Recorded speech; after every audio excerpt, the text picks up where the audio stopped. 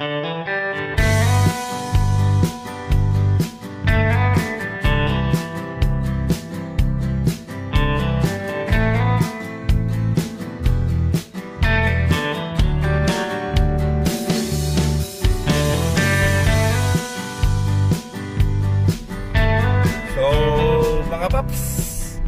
ating pagpapatuloy nga po ng road trip natin dito sa Tanza, no? Kasama pa rin natin sila Christian Jr., si Carlo, tsaka itong pinakamayaman sa Imus, si Anthony, no? Well, tayo ngayon nasa Governor's Drive ngayon, no? Sa Tanza. 13, sorry mga paps. 13. Papunta po tayo ng Kapitolyo, no? Paps, yung bagong Kapitolyo, paps. Tama. Silipin natin kung ano na bang progress doon. Yung sobrang laki doon, no? Oo, paps. Inspired siya ng ano, no, ng Aguinaldo Shrine sa Kawi. Oo, nga, no? Yung kanyang bubong, no?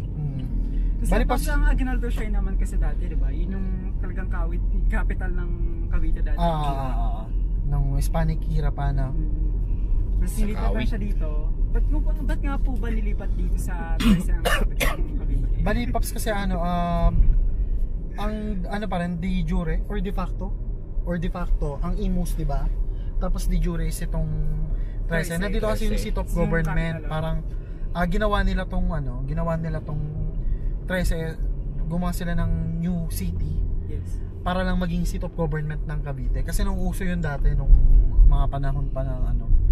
Balit, etong Imus is hindi pa rin ata nagkakaroon ng plebiscite. Kaya sila pa rin talaga ang capital. Cavite. Pero yung seat of government is nandito sa May 13. Siguro ito nga, kasi sa mga last ni Mayor AA ng Imus, sinasabi niya pa rin na ang Imus is yung totoong capital ng Cavite, no? Iniisip ko, ito kayang bagong Kapitolyo, baka ito na yung confirmation, no? Na 13.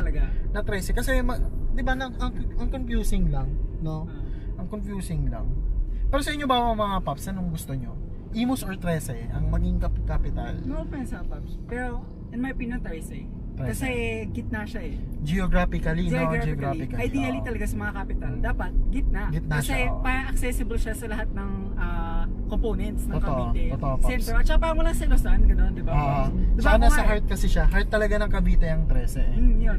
Bagay nga talaga yung name niya eh, na puso ng Cavite. Kasi kung titinong mo sa mapa, parang gitnang-gitna siya. So, magandang point dito ni Christian Jr. Parang point doon, Pops, ay highly accessible siya ng lahat. Totoo. Hindi masyadong malayo, walang inggitan in terms of government services, in terms of capital. Yun, ito na pala tayo. Andito na tayo. So, andito na nga po tayo mga paps, no? Taon na rin nung huli tayo nagpunta dito, no? Taon na rin, paps. Isang taon na. Malubak mga paps, daan-dahan lang tayo. Bali yun nga, no? Sana magkaroon na din ng definite answer din si Gob kung ano ba talaga. Kasi na-confuse din dyan yung mga mga residente rin mismo ng Cavite. Laki, no? Grabe. Mga papi, kaya mag-comment po kayo. Ano po ba sa tingin niyo ang talagang dapat maging capital ng Cavite? Maganda rin yan, no? Or Trece? Comment down below, no? Yes, Cavite City. Cavite City. Wala na, Paps. Lost na yung Paps. Grabe, sobrang laki nito mga paps. Yun, no? Physically being here. Wala pala natin. Naalala ko nang may sinabi si Pops Jules na nagkaroon daw ng parang ceremony na nandun si Gob. Sabi niya is may mga offices nang ililipat dito by October, no? Hindi siya natuloy. Pero siguro by next year, siguro mga first quarter next year na, okay na to. Ganda. So mga paps, ito na nga po yung bagong Kapitolyo, no? Dito nga po to sa May 13. Kita nyo naman po, laki, oh. Para siyang Aguinaldo Shrine, ano? Pero sobrang laki. At nagsabi nga nila magkakaroon pa ng mga buildings to sa likod, no? So malawak pa sa likod yan. Unfortunately mga paps, nag-try tayo magpalipad ng drone. Pero restricted area siya, no? So hindi ko na nga po pinilit na ipalayo pa. Mahirap na nga po, baka maka-violate pa tayo ng terms and agreement, no, sa CAAP. Maaari po daanan po ng eroplano siguro dito, no? Anyways, ito nga po siya ngayon mga paps. The last time na nagpunta tayo dito ay wala pa nga siya wala pa yung bubong niya, no? Pero ngayon ay kitang-kita na nga po yung forma nitong bagong Kapitolyo. At ginagawan nga rin po ito ng kalsada dito, no? Siguro yun yung access papuntang likod mga papi. Ayan, ang laki oh.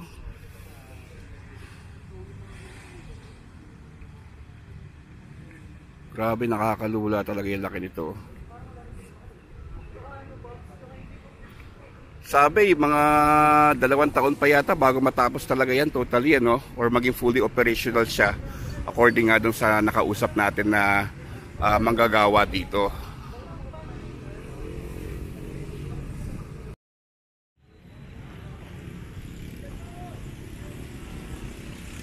So, yun nga mga paps, no? Ang gagawin pala dito ay 8 lanes in total, oh. Ayan. Kaya itong wall revetment na ito, papatungan pa ito, no? Para sa paggawa ng kalsada. So yung entrada nga naman itong bagong Kapitolyo, dahil sa laki niya, ay dapat po ay 8 lanes. Yan, 8 lanes sa magiging total niya entry. Pero yung governor's drive ay hindi naman po lalaparan. Ito nga lang pong part na papasok na sa bagong Kapitolyo. At dapat nga daw po pala sa silang ito ikakabit, no? In fact, nagkaroon na nga po ng earthworks doon. Pero dahil nga po napag-isipan, no? Tulad ng napag-usapan namin kayo sa sasakyan, na itong 13 nga po ang sentro, halos sentro nitong buong Cavite. Kaya mas maigi na nga rin po na dito na lang nilagay itong bagong Kapitolyo. Yan. Tulad nga po na sabi ko kanina, hindi tayo makalayo ng drone dahil may restriction po mga paps, no? I'm not sure kung anong reason. But anyways, ito naman po, kitang-kita nyo naman po, no? Kung gaano siya kalaki. Yan. Ito na daw po yata ang pinakamalaking Kapitolyo sa buong Pilipinas. Okay, so mga paps, bago nga po lahat, no, follow nyo nga po kami sa Metro Cavite and beyond, no? So magkakasama nga po kami ngayon. Hindi kami kompleto pero marami kami ngayon, no? 5. Anyways, ayun nga, nakalap nating info dyan is plano pala ni Gov na tapusin sana siya ngayong December. Pero sabi daw ng contractor mo malabo, which is malabo naman, kita mo naman yung structure, oh. November na. And sa silang pala talaga dapat ilalagay yan. Paps, diba? Yun yung gusto ni Gov. Kasi doon din siya eh. Nakatira eh. Silang, and then yun nga, may earthworks na doon. May lupa na malaki rin. Pero yun nga lang, napag-desisyonan tulad na pag-usapan natin na ito nga yung sentro naman kasi talaga, di ba? Oo, Paps. Kasi kung sa silang, parang Laguna na eh. Napakalayo. Oo. Di ba yun nga rin naging debate before? Kaya gusto niya rin kasi malapit lang din naman sa tahanan ni Gov, which is nakatira kata sa Ayala West Grove. So anyways, yun nga po yung update natin sa Kapitolyo, no? Mga taon pa po abuti yan bago siguro malipatan ni Gov Pogi, no? And okay, so anong next stop natin? Arden, no? Arden Botanical. Arden Botanical, habang may oras pa, 4:30. Ayun mga paps, pasensya na hindi tayo nakapagpalipad ng drone dahil may restriction. I don't know kung bakit. But anyways, at least nakita natin yung itsura ng development ng bagong Kapitolyo, no? So abangan nyo nga po yung next vlog namin, no? Diyan sa Arden Botanical Garden. So ingat po kayo palagi. God bless.